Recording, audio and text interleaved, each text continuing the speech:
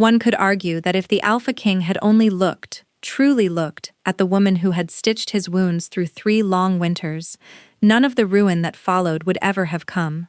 But then again, if that same woman had for once in her life said the true thing she felt, instead of swallowing it down like a bitter tonic, perhaps he would have looked. So when the whole careful world came apart, and it did, in front of the entire court, there was really only one fair place to set the blame. On both of them. In equal measure. Rena would have hated to admit that.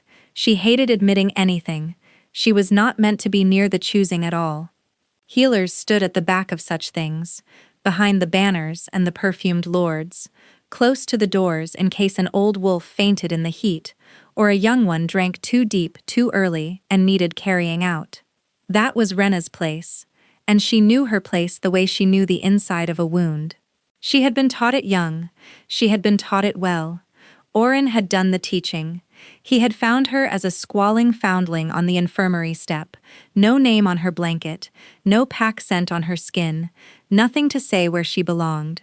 He had raised her among the tinctures and the bone saws, and he had been kind about it, mostly, in the way a man is kind to a stray he has decided to keep, but he had also made very sure she understood the shape of her life.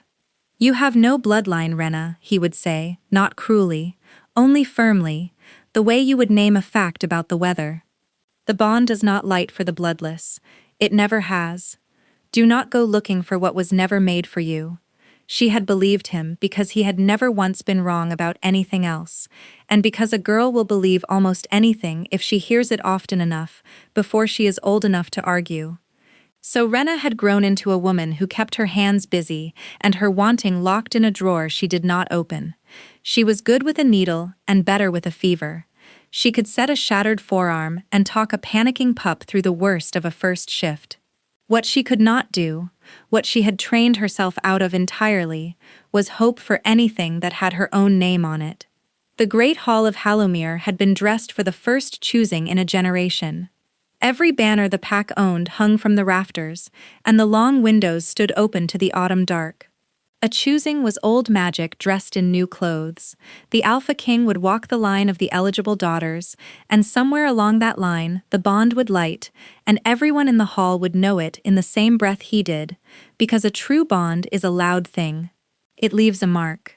The old healers called it the bloom mark, a flush that rises under the skin of true mates when the pull first catches, faint as a bruise made of warmth. You could not fake it. That was the whole point of the ceremony, and why it had held 1,000 years. Rena had come to watch it the way she watched everything, from the back, with her arms folded and her face arranged into professional calm. She was very practiced at telling herself things. Then the king came in, and the practice failed her all at once.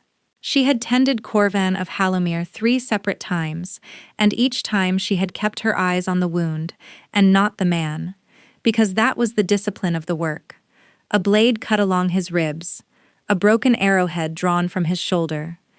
Steady hands, a flat voice, and afterward, she had gone back to her cot and not thought about him, or had told herself so, which came to the same thing. She had believed she was immune. She had built a whole quiet cathedral of not caring, and when he walked into that hall in gray and silver, the roof of it came down on her head like a storm. He was not looking at her. He had no reason to.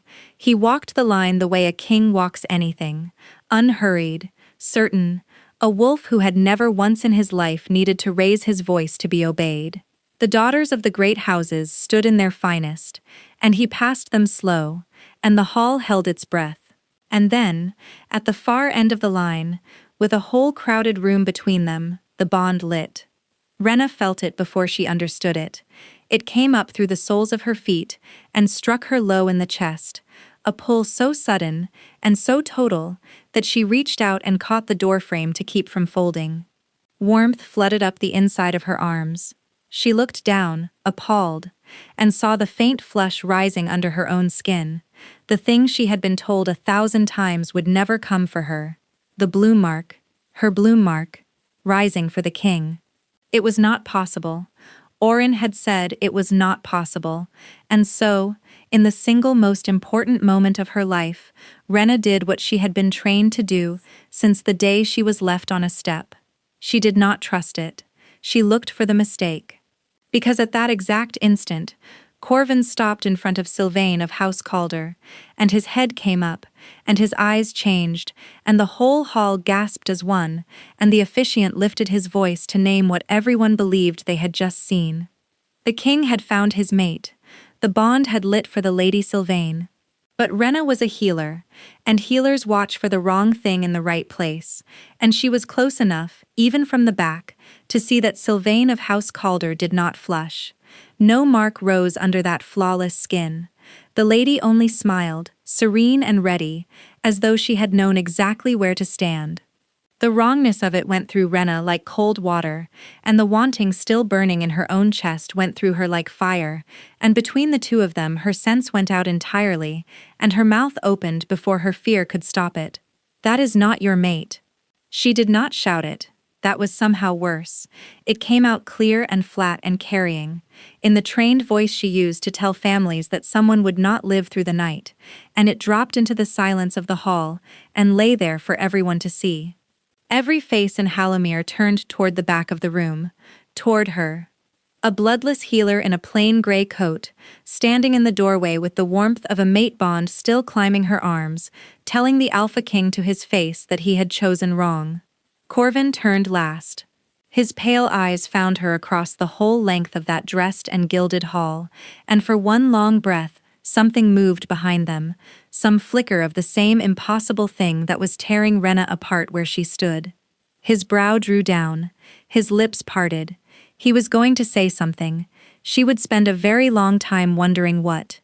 Because Sylvain of House Calder laid one white hand upon the king's arm, and the officiant brought the sealing words down over the whole room like a blade, and hands closed on Rena's shoulders, and drew her back through the doors into the dark of the corridor, and the great hall of Hallamere roared its approval for its new Luna, before Rena heard a single word of what the king had meant to say.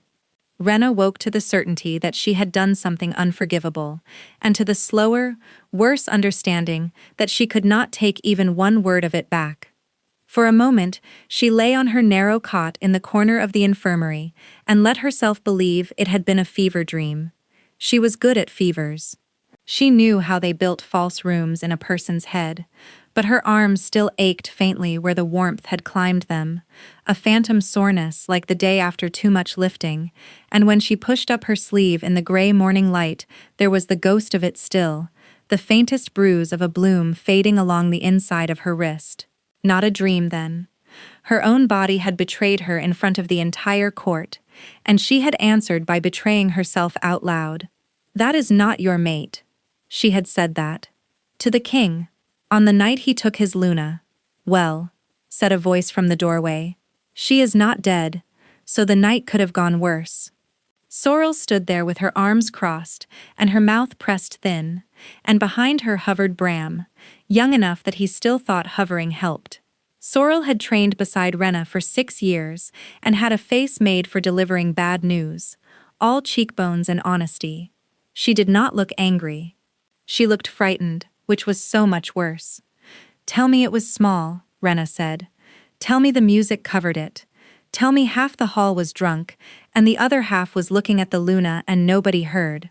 "Everybody heard," Bram said helpfully, and then flinched when Sorrel turned on him. "They heard," Sorrel agreed, gentler. "Rena, the whole territory heard. By the second bell it was in the kitchens. By the fourth it was in the barracks.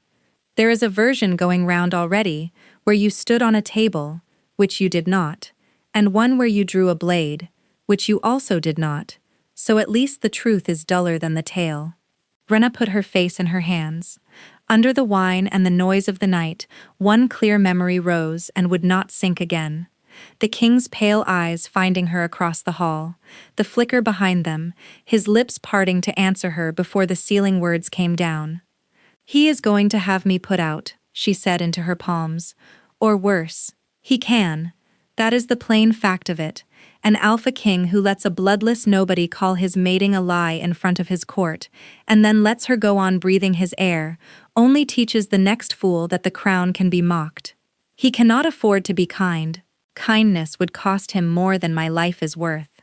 She meant it as grim humor. It landed as truth, and the room went quiet around it.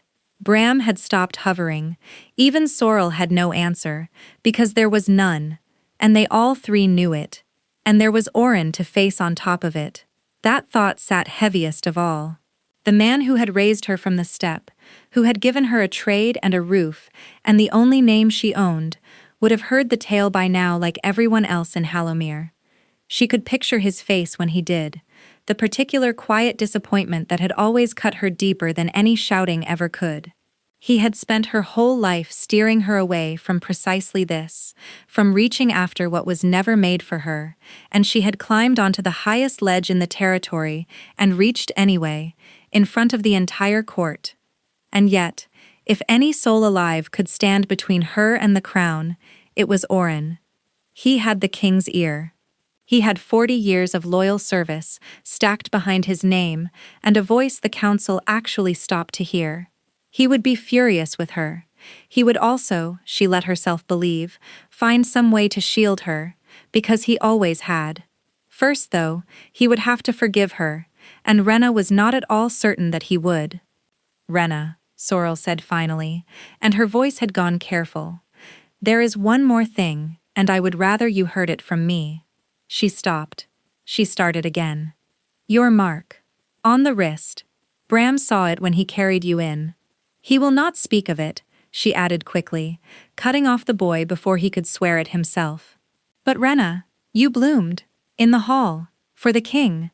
I have known you 6 years and I have never once seen your skin so much as flush, and last night you bloomed like a girl in a story. Do you understand what that means?" "It means nothing," Rena said, too fast. "It means I was overtired and the room was hot." "It means," Sorrel pressed, low and urgent, "that if anyone with sense saw what Bram saw, you are not merely a healer who insulted the Luna. You are a healer who bloomed for the Luna's husband on his mating night. And there is no version of that story that ends with you left in peace." Before Rena could find the breath to answer, the infirmary bell above the door began to ring. They all turned. It was not the soft double note that called a healer to a bedside. It was the low, formal single toll that meant an arrival of rank, cleared through no one, announced to no one, coming whether the pack willed it or not. Rena had heard that bell perhaps twice in her whole life. Each time it had meant the crown. Sorrel's face went white. She reached the window in 2 strides and looked down into the yard, and whatever she saw there stopped the breath in her throat. She turned back very slowly. "It is him," she said. "Rena, the king is in the yard." For one wild moment, Rena's whole body wanted to run, and there was nowhere to run to. She was a healer in an infirmary. This was the one place in the whole territory she could not flee, because it was the only place that had ever been hers. Footsteps came up the infirmary stair, not the heavy tramp of a detail sent to make an arrest. One set, unhurried, certain. The tread of a wolf who had never once had to hurry toward anything in his life. The footsteps stopped outside the door. The king had not sent for her. The king had come himself. The door opened, and the Alpha King of Hallowmere walked into the small gray infirmary, and the whole room changed shape around him. Rena felt it before she had fully turned, the air pulling taut, her own wolf coming to attention beneath her skin, like a hound that has heard its name. She had tended him 3 times and never felt this, because 3 times he had come to her as a wound and a task has no weight. This was different. This was the man, and the man filled the doorway and then the room, and the pull in Rena's chest, the thing she had spent all morning insisting meant nothing, tightened until she had to lock her knees to stand. Sorrel and Bram had already dropped into low bows and were backing toward the far wall. Corvin lifted 2 fingers without looking at them, and they went, and the door closed, and Rena was alone with the king she had called a liar in front of his court. She got the words out first, because a fast confession was the only weapon she had left. Your Majesty, last night I was gravely out of line. I was overtired, the hall was close, and I spoke of a thing I had no right to name. Whatever discipline you judge fair, I will not fight it. Only let it fall on me and no one else. Bram carried me home. Sorrel put me to bed. They are guilty of nothing but kindness. Corvin listened to all of it with his head slightly tilted, the way a man listens who is not only hearing the words but weighing them. When she finished, he did not answer the confession at all. You bloomed, he said. The floor seemed to tip. Rena said nothing. I have replayed it 40 times since the bells rang, he went on, unhurried, his pale eyes never leaving her face. A hall full of the finest daughters of the finest houses. The bond lights. The whole room feels it. And I look up, and I am standing before the Lady Sylvain, and everyone tells me, the officiant tells me, the court tells me, that the pull I felt was hers. He took one slow step into the room, but I have been trying since the 4th bell to remember which way I was facing when it struck me. And I cannot make myself believe I was facing the front of the hall. Rena's mouth had gone dry.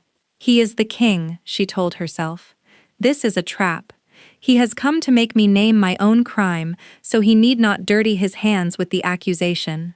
You are mistaken, she said. Your Majesty, the bond lit for your Luna. The whole hall witnessed it. I witnessed it. I spoke out of exhaustion and envy, and I am ashamed of both. There is no need to drag a bloodless healer into the middle of a thing so far above her. Envy, Corvin repeated, and something almost like a smile touched the corner of his mouth and did not reach the rest of him. He looked tired underneath it, she thought. Tired in a way a mating night should never leave a man. That is a very tidy word. He came closer, and Rena made herself hold still. Show me your wrist. No, she said, before she could stop it. They looked at each other. The word hung there, flat refusal to a king, the second unforgivable thing she had said to his face in as many days. And Corvin, instead of ordering it, instead of taking her arm, only nodded slowly, as though she had told him a great deal. Then he did the thing she had braced for least of all. He pardoned her.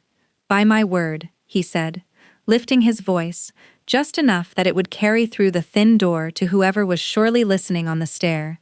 The healer Rena spoke last night in the grip of exhaustion and long service, and the crown holds nothing against her. Let no one in Hallowmere trouble her for it. He held her eyes while he said it, and there was nothing tired in them now, only something sharp and steady and impossible to read.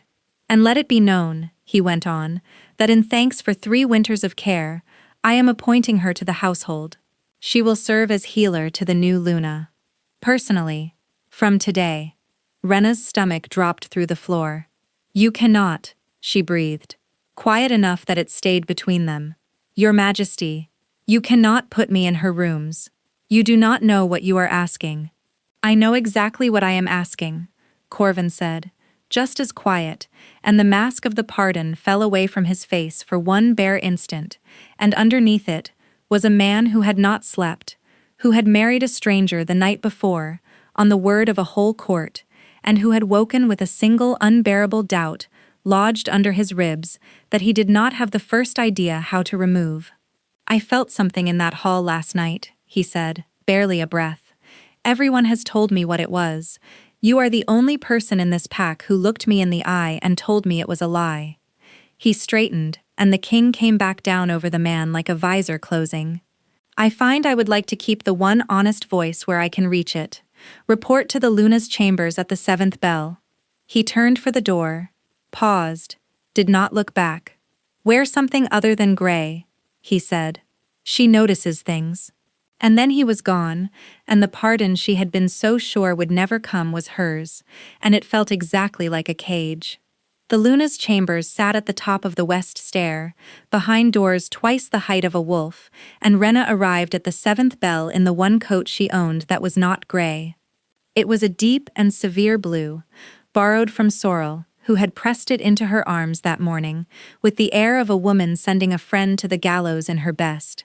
Sylvain of House Calder received her the way a cat receives a bird that has wandered too close to the sill. She was reclined by the fire, in silks the color of poured cream, and she did not rise, and she let the silence stretch long enough to make its point before she spoke. "So," she said, "the healer who thinks she knows the shape of my husband's bond better than the officiant, the court, and the king himself." She smiled. "How brave of you to come. I did wonder whether you would." "I serve where I am placed, my lady," Rena said. "Nothing more." "We shall see." Sylvain lifted a small dark bottle from the table at her elbow, unstoppered it, and let 3 careful drops fall onto her tongue. Rena's trained eye caught it all in an instant. The bottle was one of Oren's, sealed with his grey wax, and the scent that rose off the lady as the tincture touched her, warm and floral, and faintly of crushed almond, was not the scent that had been under it a breath before. Underneath, for just a moment, there had been almost nothing at all. A person with no smell of their own. Rena had tended the dying and the newborn, and everything between, and she had never once met a wolf who carried no scent. It was the strangest thing she had ever noticed, and she made her face notice nothing. "You are staring," Sylvain said pleasantly. "Forgive me. I was thinking your color is low. If my lady is unwell, I can prepare something gentler than whatever that is." Something in the lady's eyes went flat and careful. "This is my own remedy," she said, "prescribed by a physician you would do well to respect. You will not prepare anything for me, healer. You will stand by the wall, and you will be seen to serve, and you will keep your clever thoughts behind your teeth. Do we understand one another?" "Perfectly, my lady," Rena said, and took her place by the wall, and understood a great deal more than she said. She might have stood there the whole long evening cataloguing everything wrong with the woman she was sworn to keep well, except that the door opened without a knock, and the king came in, and the air changed the way it always did now, and Rena's own foolish blood answered before she could forbid it. Corvan did not look at his Luna first. That was the thing Rena would turn over later in the dark. He came into his wife's chambers, and his eyes went straight across the room to the healer by the wall, and stayed there a beat too long before he remembered himself. "Lady," he said to Sylvain, "you are comfortable." "Entirely, husband. Your gift is a poor conversationalist, but I am sure she has other uses." Corvin's jaw tightened at that, only slightly. He turned to Rena. "Walk with me," he said. "There is a matter in the lower house I would have a healer's eye on." It was not a request, and Sylvain could not object to it, and so Rena followed the king out of the bright chambers, and down the west stair into the cool dark of the house, and she was so busy hating how glad she was to be out of that room, that she nearly missed the fact that there was no matter in the lower house at all. He led her out instead into the physic garden, the walled plot of herbs and cold frames behind the infirmary, where Rena had spent half her life, and he stopped among the rosemary, and turned to face her under a thin autumn moon. "There is no patient," she said. "No," he agreed. "I wanted to hear you say honest things, where no one is standing on the stair to hear them." He looked tired again, the way he had in the infirmary, the way a mating night should never leave a man. "Tell me about the bottle." Rena went very still. "You saw it. I saw you see it." He stepped closer, unhurried. "I have learned to watch your face, healer. It keeps better records than my whole council." "What was in it? I do not know," she said. And it was true. But I know it changed her scent, and I know that under it, for one breath, she carried none of her own. And I know that a wolf without a scent is not a thing that happens. She swallowed. "And I should not be saying any of this to you." "Why not?" "Because she is your mate," Rena said, low and bitter, "and I am a bloodless healer who has already made a fool of herself once, over exactly this, and if I am wrong, I have slandered your Luna twice, and if I am right, then—" She stopped. "Then," he prompted. "Then the king of Hallowmere married a woman who wears her bond in a bottle," she said. "And I do not know which of those is worse for you." For a long moment he said nothing. The garden was quiet around them, the good deep quiet of growing things at night, and Rena became aware that they were standing very close, and that his gaze had dropped to her mouth, and that she was letting it. Then her own trained nose caught something over the rosemary, and every soft thing in her turned to ice. Bergamot. Ash. The false, oily sweetness of a masking draught laid over sweat and steel. She had smelled it exactly once, on a poacher who had learned to walk past the pack's sentries by wearing another creature's scent, and she had never forgotten it, because forgetting smells was not a luxury a healer could afford. "Do not move," she breathed. "What?" She did not answer. She shoved him, hard, both hands flat against his chest, and the king of all Hallamir went sideways behind the old stone well, just as the dark came alive. They came out of the shadow by the wall, 3 of them, faces wrapped, blades already low and out. No rogue wolf moved like that, in a spread, in silence, choosing angles. These were trained. Rena did not have a blade. She had a healer's hands and a healer's knowledge of exactly where a body comes apart, and she used it. She caught the first wrist as it drove toward the well, turned it against the joint, the way she had set 100 of them the other direction, and felt it give. The man folded with a strangled sound. The second came for her, and she took a raking blow across the ribs that lit her whole side white, and she used the turn of it to put her elbow into his throat and drop him gasping to the frost. The third did not come for her at all. He went wide, past her, straight for the king behind the well. Rena did not decide anything. She simply was not willing to let it happen. She threw herself across the space between them, got a fistful of wrapped cloak, and hauled backward with all her weight, and the blade meant for Corvin's heart went into the well's stone lip instead, and screamed sparks. Then the house bell was clanging awake, and torches were bobbing down from the barracks, and the 3 of them broke off as cleanly as they had come, in good order, not scattering, retreating, and the dark swallowed them. Silence crashed back.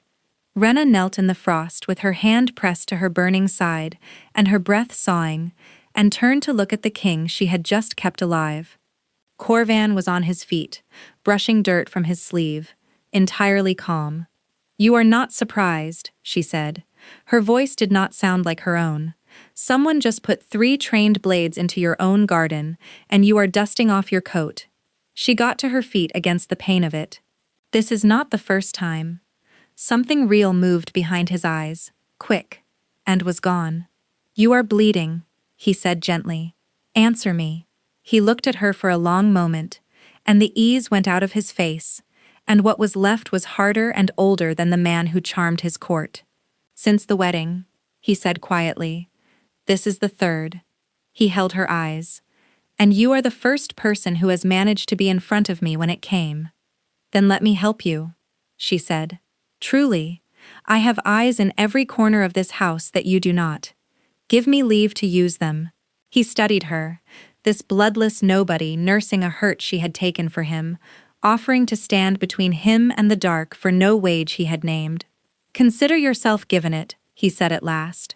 "From tonight you have the run of this house, every room, every ledger, every servant, in my name. Ask what you like of anyone." He paused. "And let me see that side."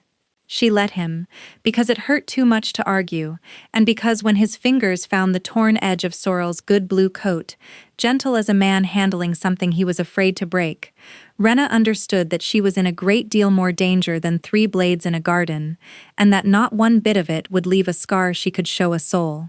For the better part of a month, Rena set out to learn who wanted the king of Hallamir dead, and instead learned the king of Hallamir. It was the only sensible use of the freedom he had given her. Someone was sending trained blades into the heart of the pack. Someone kept the Luna in a scent she carried in a bottle, and every thread she tugged ran, sooner or later, toward silence, toward a locked room, toward a ledger with a page cut cleanly out. So Rena did what she was good at. She watched, she listened, she wrote nothing down. What she found in a month was not proof of anything, only the shape of a hole where proof should be. Requisitions for rare tinctures that no patient in the infirmary rolls had ever received. A locked dispensary that even the run of the house did not open, because the only key hung at Oren's own belt. A page torn from the poison ledger, the one book a healer never edited, cut so cleanly that whoever did it had known exactly which entry to remove. And the name of House Calder, again and again, on the accounts that paid for all of it, threaded so far up the chain that it vanished into rooms Rena was not allowed to enter. She was gathering a great many threads, and could find no knot to tie them to. She told herself that was why she could not sleep. The trouble was, Corvin would not stay out of it. She would come to the archive to read old supply rolls and find him already there, sleeves pushed back, reading over a bad candle. She would take her questions to the kitchens and turn around to find him leaning in the doorway, watching her work a frightened scullion into telling the truth, that half smile on him that she was coming to dread more than any blade. He answered her sharp questions with warmth, and her hard ones with jokes, and when she pressed him on the attempts on his life, he told her she was beautiful when she was suspicious, and she wanted to throw an inkwell at his head, and she did not, and that restraint was becoming the great labor of her days. Because somewhere in that long, blurred month, the watching turned. She had begun by watching him for danger. She ended by simply watching him. It crept up on her like a low fever. He came to the infirmary at the cold edge of a night watch with 2 cups of something hot pressed between his hands, and when he gave hers over, his fingers brushed the backs of hers, and her whole arm lit to the shoulder, and she nearly dropped it, and covered it by scowling into the dark. He rolled his sleeves to help her carry a delivery of dried herb, and she lost the thread of her own sentence looking at the line of his forearms, and he caught her at it, and said nothing, and only smiled into his cup like a man who had won something, and let her suffer. That was the unbearable part. He was toying with her, and she could never once tell how much of it was true. Once, reaching past her for a jar on a high shelf, he stopped with his arm bracketing her against the workbench, close enough that she could feel the warmth come off him, and he did not move for the length of 3 slow breaths, and neither did she, and then he took the jar down and stepped back, and said something mild about the frost, and Rena had to grip the edge of the bench until her knuckles ached. He knew. He had to know. No man was that careless by accident 3 times in a day, and underneath all of it, sharpening every glance into something like grief, was the one fact she could not walk around. He was married. Whatever she felt, whatever rose in her skin when he came near, he had stood in the great hall and sealed his bond before the whole pack, and the woman he had sealed it to slept at the top of the west stair. To want him was to want to become the very thing the court had already decided she was. A bloodless healer with her eye on another woman's husband. Rena had spent her whole life being careful never to deserve the low things people said of her.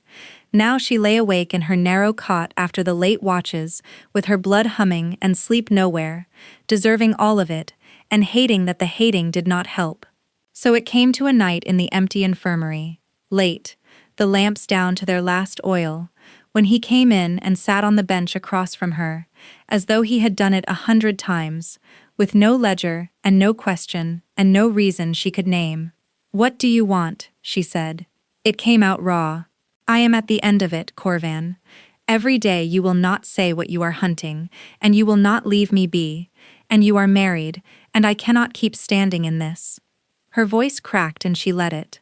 "I was not built to want things I am not allowed to have. Someone made very sure of that when I was small. And you are undoing his work, and I do not thank you for it." He went still. "Want what?" he said, not teasing now. "Do not," she said. "You have known for days. You have been enjoying it." He stood. He came around the bench slowly, the way a person approaches something that might bolt. "What if I told you," he said, "that I have not enjoyed 1 honest hour since the night I sealed a bond I no longer believe is mine, that the only rooms in this whole house I can breathe in are the ones with you already in them?" He stopped close enough that she had to tip her chin to hold his eyes. "What if it is not a game? Men who are kings do not want women with no name," she whispered, and she was staring at his mouth again, and she knew it, and she could not stop. "You keep telling me what men like me want," he said, very low. "You have never once let me tell you myself." He lifted his hand and did not quite touch her face. "So tell me to go, and I will. I will walk out and never trouble you with it again. Or, she breathed, or ask me to prove it. The infirmary was very quiet. Her own pulse was very loud. Every careful thing Oren had ever built into her stood up at once and told her to send this married king back up his own stair. And Rena, who had done the careful thing every single day of her life and been left on a step for her trouble, was so tired of being careful. Prove it, she heard herself say. And he did. He closed the last step between them and kissed her, slow and certain, and for one stolen hour in the guttering lamplight, she let herself be wanted, simply and wholly, and not a scheme, and not a mistake, and not a thing anyone kept in a bottle. She did not let herself think of the west stair. There would be time enough, later, to be sorry. The pack held its harvest right on the first cold full moon, and for the first time in her life, Rena stood among the guests instead of behind them. She had been placed there by the Luna's own order, in fact, which she understood for the cruelty it was. Sylvain had dressed her household healer in dove-gray silk and set her at the edge of the light where the whole pack could see the foundling playing at being a lady, and had smiled while she did it. But Rena had spent her life being looked at as less, and it had lost its power to move her years ago, and so she took the silk and wore it, and let the lady think she had won. Corvin found her by the long windows where the music thinned. He did not touch her. He could not. Here, with 300 wolves and the watchful eyes of House Calder in the room. But he stood beside her looking out at the dancers and said, under the music, meant only for her, "You hate this. I have stood guard at the edge of 100 of these," she said. "I never once wanted to be in the middle of one." "Nor I," he said, and she looked at him, surprised. He was watching the dancers with a fixed and pleasant expression she was learning to read as its opposite. "I have been doing this since I was 19, he went on quietly. "The smiling, the being what they need me to be, so that no one looks too hard at what I am not." He turned the cup in his hand and did not drink from it. "I married a stranger on the word of a room full of these people, because it was what a good king does, and I have not had one honest hour since, except the ones I steal in an infirmary, with a woman who tells me the truth, even when it would be safer to lie." "You are being honest now," she said. "I am tired," he said. "It is nearly the same thing." She thought of all the versions of him she had met since the Great Hall. The easy king on the pack's own coins, the hooded doubt that had walked into her infirmary, the man who carried hot cups into cold night watches and pretended it was nothing. She had spent a month trying to decide which of them was the performance, and standing here in the thinning music she understood, all at once, that the performance was the ease, and the truth was the tiredness, and that almost no one in the long history of his line had ever been shown the second one on purpose. She should not have. There were 300 people. She did it anyway. She reached up in the shadow of the window and laid her palm against the side of his face, and he went still under her hand as though she had struck him, and she said, quiet enough that it stayed between them, "The man they think you are is a very good performance." And the man underneath it, the one who steals honest hours in infirmaries, "I like him. A great deal more than is wise." Something cracked open behind his eyes, and where his skin met her palm, warmth bloomed, sudden and bright, and unmistakable, a heat that poured through the place they touched, and up her arm and into her chest, and it was not hers. She could feel him, his relief and his fear, and something fierce and tender and enormous, distinct and clear and entirely foreign, pressing into her through one point of contact, like light through a keyhole. Rena snatched her hand back with a gasp. His breath had gone ragged. His eyes were wide and dark. "Did you?" he started. "Rena, that was—" Her own heart was slamming so hard she was sure the whole room could hear it, and terror had her by the throat, because she knew what that was. She had known since the Great Hall, and to name it here, now, out loud, was to end him, to end herself, to hand House Calder a war, and the court a scandal, and Sylvain a reason to see them both destroyed. And there was a smaller, meaner fear beneath the great ones, and she was ashamed of it. If the bond was real, then everything she had been told about herself since the infirmary step was a lie, and everything she had built her careful life upon was sand, and Rena did not know who she would be if she let herself believe it. It was easier, in that half a second, to call it a trick of the fire, easier and unforgivable. It was nothing, she heard herself say. A trick of the fire. Corvin went absolutely still. Nothing, he repeated. His face shuddered, quiet and careful and hurt in the particular way she had learned to recognize. Yes, he said softly. Of course. A trick of the fire. And it was in that terrible frozen moment, with the lie still cooling between them, that a servant appeared at Corvan's other elbow with a silver tray and 2 cups of wine, as dark as blood in the moonlight, and murmured, "Your Majesty," and offered them up. And Corvan, wounded and wanting to be anywhere but there, reached for one. Rena's whole trained self screamed wrong before her mind could say why. She did not think. Her hand shot out and knocked the cup from his fingers, and it shattered on the stone, and the wine spread black across the flags. "Do not," she said, and closed her hand around his wrist hard enough to bruise.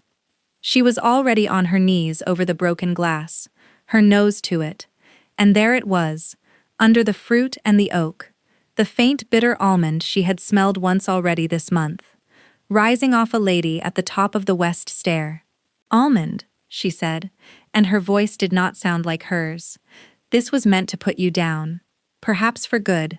The color left his face, and then, before she could speak again, his free hand came down over hers, and his voice, when it came, was not the wounded man of a moment ago. It was low and hard and calculating. "You will tell no one," he said. "Not the guard, not Sorel, no one. Do you understand me?" "No," she said, pulling her hand free.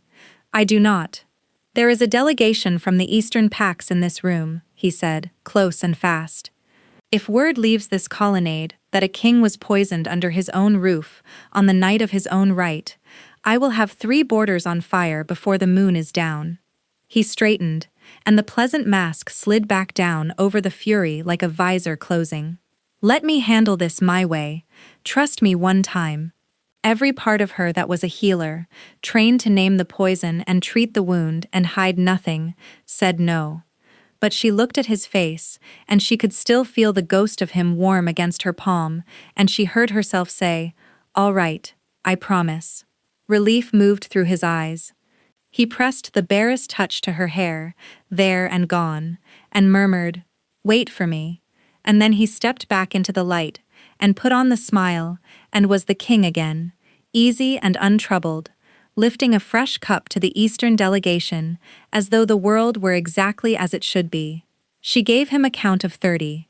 Then she followed. She kept to the edges the way she had been taught. She watched him laugh and deflect and drift, and she watched the smile drop clean off his face the instant he passed through a side door and thought himself unseen. Her stomach dropped with it. She followed him down, 2 turns of the stair, into the cold lower passages that led toward the dispensary. The music died away above her. The passages down here were older than the rest of the house, low and close, the stones sweating cold, and Rena knew every one of them because she had carried medicines through them since she was a child small enough to need both hands for the basket. She knew whose rooms lay at the end of this one. That was the thing that made her chest go tight, even before she reached the door. Not a stranger's rooms, not an enemy's. The dispensary at the end of this passage, the one with the gray wax seal, and the key that hung at no one's belt but his own, belonged to the one man who had never once lied to her in her whole life. The door clicked shut behind the king. Rena stood in the dark and could not make her legs move. Then, very quietly, she crossed to the door and opened it. Corvin stood behind Oren's own workbench with a drawer pulled out and a sheaf of the old healer's private ledgers open in one hand. Small dark bottles stood in a row at his elbow, each sealed with familiar gray wax. He looked up, and for one long, silent moment, neither of them moved. "Rena," he said, and his voice was very calm and very careful. "This is not what it looks like. Oren had raised Rena to believe that a good man always has his answer ready before you have finished the question. Corvin was such a man. She had watched him field the sharpest tongues in his court without once reaching for a word. But now he stood behind the old healer's workbench with a sheaf of private ledgers in one hand and a row of gray wax bottles at his elbow, and he did not have his answer ready. He paused. "Say something true," she told him without a word. His jaw tightened. Her stomach dropped. "Someone put almond in your cup an hour ago," she said. "You told me to keep silent. And then you came straight down here in the dark to open the one locked room in this house that even your own leave will not open for me. So do not tell me this is not what it looks like. Tell me what it is." He set the ledgers down. For a long moment, he only looked at her, weighing something, and then he said it plainly, because there was nothing else left to do. "I have been investigating Oren," he said. The words would not resolve into sense. They were only sounds. Oren. The man who had found her on a step. The man who had given her a name and a trade and every certainty she owned. The bond that lit in the great hall was not a bond, Corvin went on, and his voice had gone quiet, terribly gentle, the careful voice he used on frightened envoys, the one he had not used on her in weeks. He was using it on her now, and that frightened her more than anything.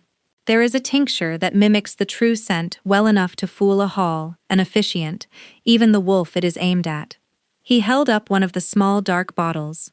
His workmanship.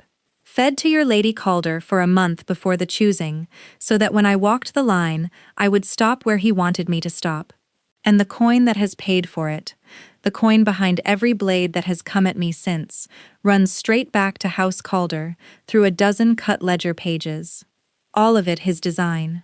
"No," Rena said. "Not Oren. You do not know him. He would never." But even as she said it, something cold and quiet had begun assembling itself beneath the noise. The locked room. The tonic in Sylvain's hand, sealed with his wax. The page cut so cleanly from the poison ledger, by someone who knew exactly which entry to remove. "You needed someone inside his world," she heard herself say. "Someone he trusted without a thought." She looked up at the king. "That is why you kept me. You put me in the Luna's rooms and gave me the run of this house, because I was the one door into Oren he would never think to guard." He did not deny it. He held her eyes and let her see that it was true, and the floor went out from under her a second time. "Say I am wrong," she whispered. "Corvan, say I am wrong." He looked at her for a long moment, and he did not say she was wrong. "You let me fall," she said, and her voice cracked on it. "You let me fall for a married man and lie awake hating myself for it, and the whole time you were using my grief for cover, while you hunted the one person in the world who ever kept me. Why not simply tell me?" "Because I had no proof. Only a shape," he said, and for the first time the steadiness in him frayed. "Oren has 40 years of the pack's love. Move against a man like that on a healer's hunch, and there is blood in the streets by morning. I had to be certain." "And," he said, quieter still, "I did not think you would believe me. He raised you. I thought if I named him to you too soon, I would lose you to him, and lose my one true witness besides. So I said nothing. And I was right that you would not believe me. Look at your own face. It was a good answer. That was the unbearable part. It was a good answer, and she hated that it was. Then something worse arrived, slow and sure. Her whole life, the words in her own mouth, bloodless, nameless. "The bond does not light for the likes of you." She had carried those words as her own, since before she could argue, and she had never once noticed that they were not hers. They were his, and she understood all at once and completely why a man building a false bond would need the true mate raised too small to ever know what she was. "He did not keep me out of kindness," she said. "She was going to be sick. He kept me where he could keep me quiet. Because it was me. In the great hall, it was always going to be me." She thought of every time he had told her to keep her eyes low, to expect nothing, to be grateful for the little she was handed. She had heard it all her life as love. She saw now that it had been maintenance. A man does not spend 18 years teaching a girl she is nothing, unless he is very much afraid of what she might do if she ever learned she was something. Corvin crossed to her and reached out, and she stepped back beyond his hand, and whatever he had meant to say went unsaid, because she was already at the door. "That is how I knew you were clean," he said, low and desperate. "A faked bond can be bought. A true one cannot. You bloomed in that hall for nothing but the truth of it. You were the only soul in Hallowmere I never once suspected. I have doubted my own counsel and my own blood these 6 months. I never doubted you, not for 1 hour. It is the single thing in all of this I did right, and I know that it is not enough." "You should have told me," she said. "I know. There is a poisoner loose in this house, and an Eastern king 3 doors down," he said, "and I need—" He stopped himself, and reached for better words, and could not find them fast enough. "I need you." And there it was. Not "I am sorry," not "I cannot lose you." "I need you. Even now." "Good night, Your Majesty," Rena said, and walked out into the dark of the passage. The corridor swallowed her, cold and low and endless, and she pressed the heels of both hands against her eyes until she saw sparks. Every certainty she had was coming apart in her hands at once, and she did not know which loss to grieve first. "Rena." The voice reached her from 10 paces down the dark, and it belonged to the one man in the world whose voice had always meant safety. Oren stood there in the shadow of the arch, as though he had been waiting, and before she could think better of it, her feet had already carried her toward him, because he had pulled her out of the dirt when she was small, and some griefs are older than sense. "Child," he said, and his hands came down warm on her shoulders. "You are white as bone. What has he done to you?" "And because it hurt too much to hold," she told him. "He used me," she said. The whole of it was a lie.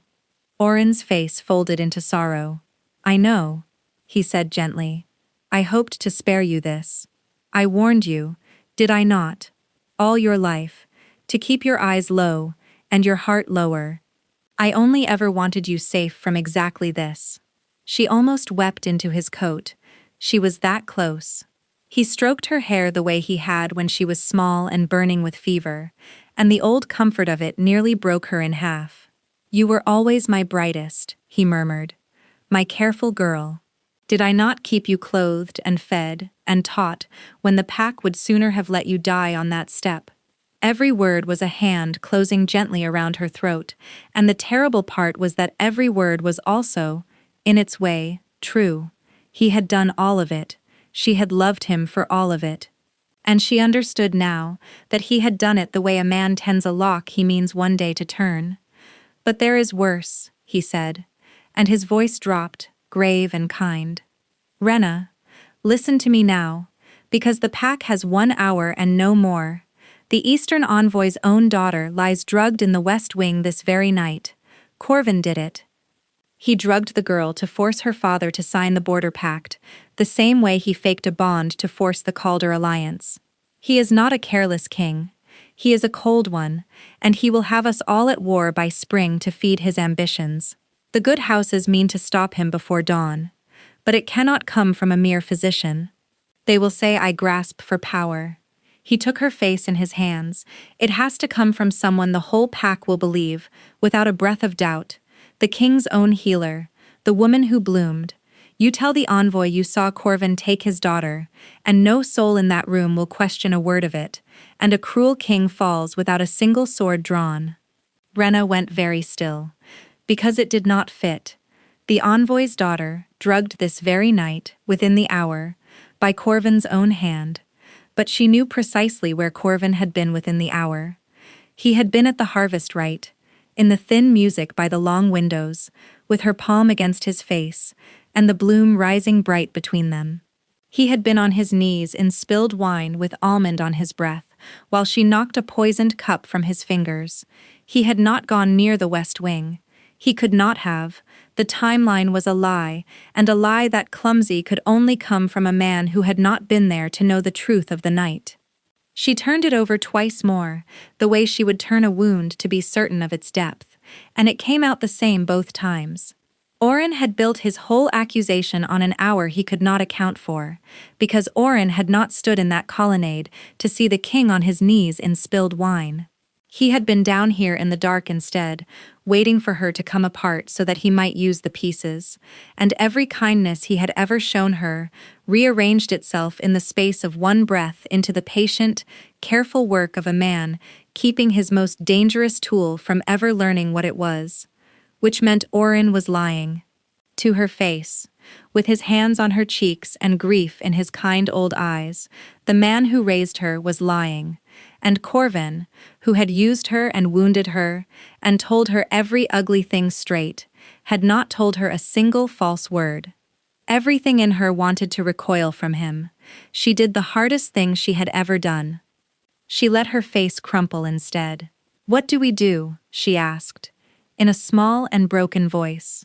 Oren's eyes sharpened with satisfaction, and it was the ugliest thing she had ever seen on a face she loved. "We go to the envoy," he said, "before Corvin can twist it. Come, you need only tell the truth as I have given it to you." They walked, and it was the longest walk of Rena's life. She had to enter a room full of the most powerful wolves in 3 territories, and flip a traitor's trap back onto him with nothing in her hands but her own word, and if she chose one wrong word the whole pack could be at war by morning. She kept her face broken and her breathing slow, and let Oren lead her by the elbow like a grieving daughter, and she counted the doors. She had one thing and one thing only, and it was the truth, and the truth in that room would be one plain healer's word set against 40 years of a beloved physician's name. If the envoy believed Oren, she would be dragged out as a hysterical girl, and Corvin would fall by dawn, and the borders would burn. She would get exactly one chance to spring his own trap back onto him, and she would have to spring it in a room where every soul but her believed the liar. Her hands did not shake. She made very sure of that. A healer's hands do not shake, whatever the rest of her is doing. The envoy had taken the East Council room.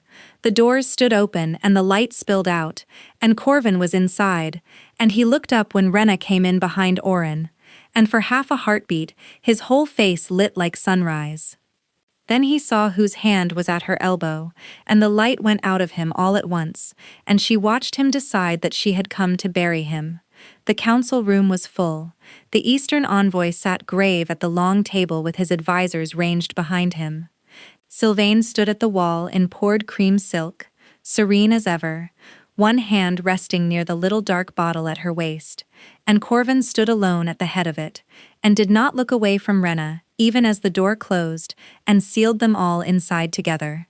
"Your Grace," Oren said, and bowed to the envoy with 40 years of practiced weight. "It grieves me beyond words to bring this to you, but your daughter has been wronged under this roof by the very man who sits at its head." He laid it out beautifully.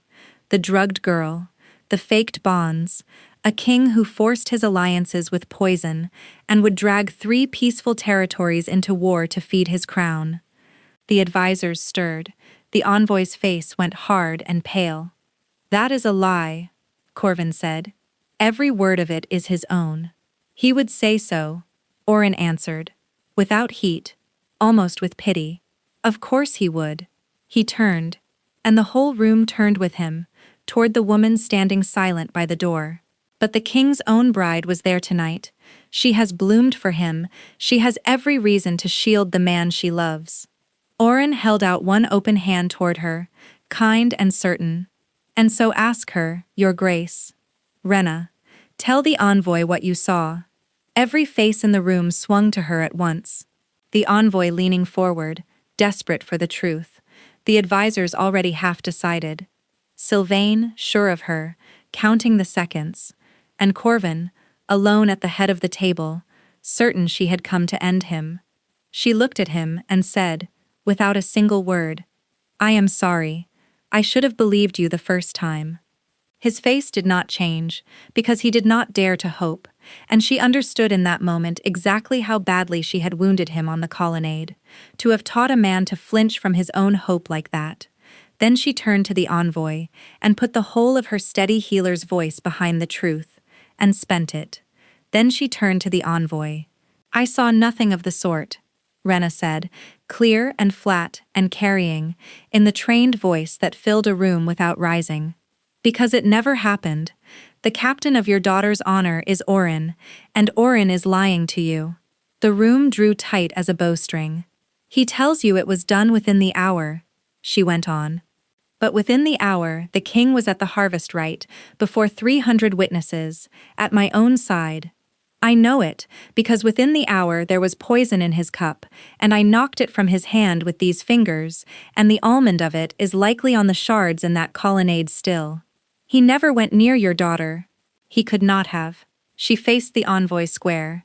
"And there have been 3 attempts on King Corvin's life since his wedding night. The bond that sealed that wedding was no bond at all." Her chin came up.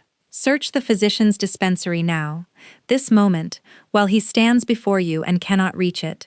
Test the Lady Calder's blood for the tincture that counterfeits a true scent. See whether you find a wronged daughter, or a paymaster's ledger, House Calder coin, and enough poison to bring down an alpha king." The words dropped into the room and lay there. The envoy's advisors looked at one another, and Rena watched the certainty in the room tip, very slightly, the way a scale tips when the true weight is finally set upon it. It was not belief yet, but it was doubt, and doubt was the whole of what she had come to buy. "This is hysteria," Orin said, and for the first time his calm cracked at the edge. "The girl is distraught. She loves him. She is not in her senses." "Then a search costs you nothing," said the Eastern envoy quietly, and nodded to his own guards. And Orin's face changed. The grave, kind, honest physician simply went out of it, like a lamp pinched dark, and what was left underneath was cornered and old and afraid. Rena had seen that face before, on animals in traps, on men who had run out of lies in the same breath they ran out of room. She had only never once expected to see it on him. Some foolish, small, orphaned part of her had gone on believing, right up until this moment, that he would laugh and explain, and the whole thing would prove a misunderstanding. That part of her died quietly on the council floor, and she did not have the time to mourn it. He moved fast for a man his age. Rena saw the thin blade slide from his sleeve half a breath before he lunged, and she saw that he had not turned it toward the king at all. He had turned it toward her. Of course he had. She was the one loose thread that unraveled the whole of him, and he had always known it, from the day he lifted her off a cold step and decided to keep her small. Corvin shouted her name, raw with terror across the length of the table. But this was the one thing in the whole terrible night that Rena knew in her bones how to do. She turned into the blade instead of away from it, caught the old man's wrist the way she had caught 100 failing pulses, and used his own weight to fold him down toward the stone. The knife still found her, a hard cold line low along her side, worse than the garden, in a way her healer's mind marked and filed even as her knee came down between his shoulders and pinned him gasping to the floor. "You raised me on the anatomy of every living thing," she said into his ear, her voice gone strange and far away. "You should have remembered I know exactly where a man comes apart." Then the guards had him and hauled him up and dragged him out, and it was done. The room erupted. The envoy was already calling for his daughter, who would be found safe and asleep and never touched. And Rena stood swaying at the center of all of it, with her hand pressed flat to her side, and felt how fast her own strength was going out of her, far too fast, the noise of the hall thinning to a distant hum. The room tilted gently, the bright ceiling traded places with the stone. Corvin reached her before she struck the stone. She felt his arms close around her, and his voice break over her head, calling for a healer, calling her name, and she thought, with the last clear thought she owned, that it was a strange thing to be the one carried for once. Then the bright room went out entirely, and Rena heard nothing more. The truth Corvin of Halomir had never once expected was revealed to him in a hospital room, under a hard white light, while the woman he had married and the man he had trusted were dragged in chains toward the old fort, and the woman he actually loved lay dying beneath his hands. They had carried Rena to the pack's medical wing and laid her under the lamps, and the physicians had cut the ruined blue coat away from her to reach the wound, and there, as the last of the cloth came free, the room went silent all at once. Because rising up out of Rena's skin, blooming across her ribs and her shoulder, and the long line of her throat, brighter than any wound, was the mark. The true one. The bloom mark of a fated mate, surfacing whole and unmistakable, while her strength ebbed away, blooming for the king even as it tried to die. Corvin stood at the foot of the bed and could not breathe. He had felt it once, in the thin music of the harvest rite, and let her name it a trick of the fire. Now it was written across her, in a language 1,000 years old, in front of every healer in the wing, and it could not be bought, and it could not be faked, and it did not lie. The bloodless foundling on the infirmary step, his mate, his true one, always, from the great hall, from before the great hall, and he had sealed his bond to a bottle and left the truth of his life to break on a council floor. Down the corridor, at almost the same hour, the envoy's guards opened Oren's dispensary and found the paymaster's ledger, and the poison, and the case of grey wax bottles, and drew a vial of the Lady Sylvain's blood that told, under a healer's glass, exactly what she had been drinking since a month before her wedding. The marriage came apart as cleanly as it had been assembled, but Corvin heard none of that until later. He heard only the thin machine counting Rena's failing heart, and he did not leave the room. She did not wake for 3 days. When she did, he was there, unshaven and grey, and she looked at him for a long while before she spoke. "You saved my life," he said. "Even after all of it, you still—" "I told the truth," she said, and her voice was a thread. "Because it was the truth, not because I forgive you." The little light in his face wavered and held.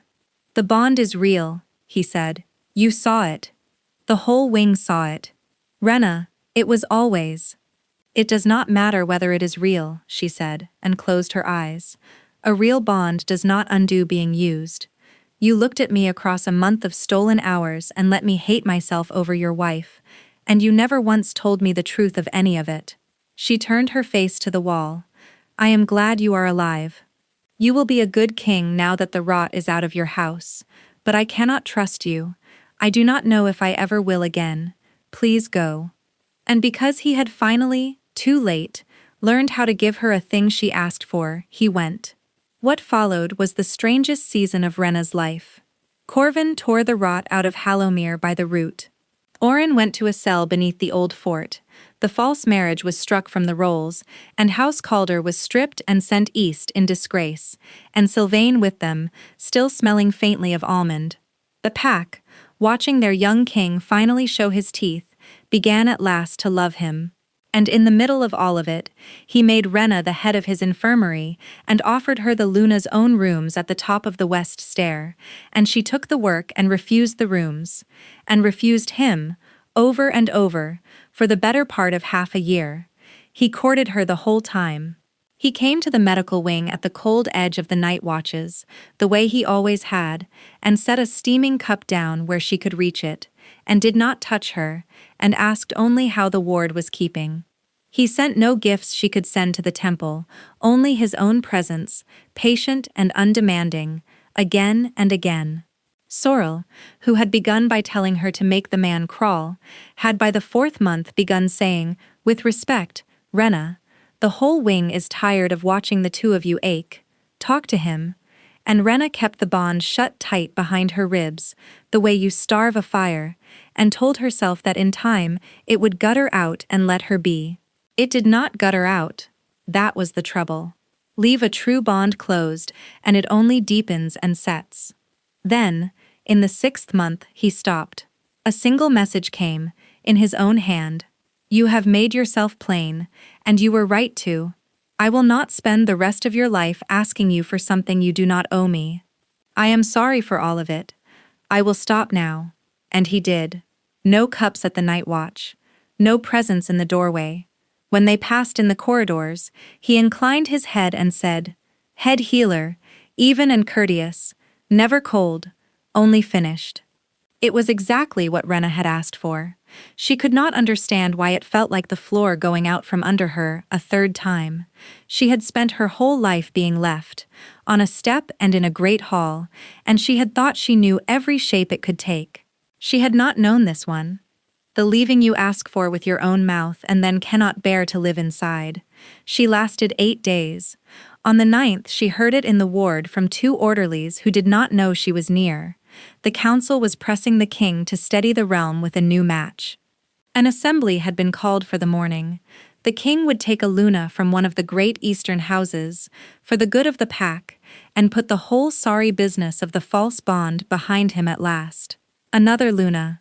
The words went through her like the almond had gone through Corvin. She stood very still in the middle of her own ward, with the thread under her ribs pulled suddenly taut and singing, and understood 2 things at once and completely. That she had spent 6 months smothering the truest thing she would ever feel, because a cruel old man had taught her she was not allowed to want it. And that if she stood in the ward 1 more hour being careful, she would watch the king seal himself to a stranger for the 2nd time, and this time there would be no one to bloom in the back of the hall and call it a lie. She did not decide to move. She simply was not willing to let it happen. The assembly hall was full when Rena reached it. 300 wolves and the great houses ranged along the walls, and Corvin stood at the head of it in grey and silver, exactly as he had the night that started all of this. She stopped in the doorway, out of breath, in her plain healer's coat, and for one terrible moment, it was the great hall again, and she was the nobody at the back, with the truth caught in her throat. Then Corvin spoke, and he did not announce a match. "I called you here to take a Luna," he said to his pack. "It is what a good king does, and I have tried all my life to be one." He paused. "But I find I cannot stand before you and seal a false thing twice, so I will tell you the truth instead, and you may make of me what you will." He lifted his head. "My bond did not light for a great house. It lit for a foundling with no name and no blood, who has put her own body between me and death more times than I can count, and who owes me nothing and has told me so. She does not want the crown, and she has every right not to want the man who wears it." He drew a breath that Rena felt in her own chest through the open bond. "I will take no other Luna. I only needed you to hear the truth aloud, so that no woman is ever again bound to me by a lie. That is all." He looked, for one moment, unbearably tired and unbearably free. "You may go home." He was releasing her. In front of the whole pack, with nothing asked in return, he was setting her down, and that, in the end, was the thing that undid her, exactly as the reference of her own stubborn heart could have told him it would. Not a grand demand. His surrender. Rena stepped forward out of the doorway, and 300 faces turned toward the back of the hall, toward her, and she did not let it stop her this time. In the great hall she had stood at the back and named a false bond, and been dragged out before she could name a true one. She would finish it now.